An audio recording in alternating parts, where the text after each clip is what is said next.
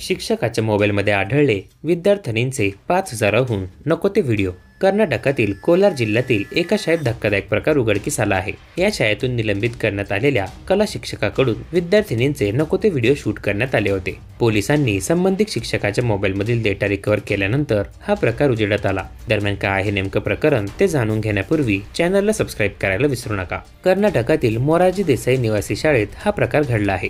मुनियप्पा असे या शिक्षकाचं नाव असून त्याच्या मोबाईलमध्ये तब्बल 5,000हून अधिक व्हिडिओ सापडले आहेत। मुनियप्पा सध्या त्या शाळेत कार्यरत नाहीत।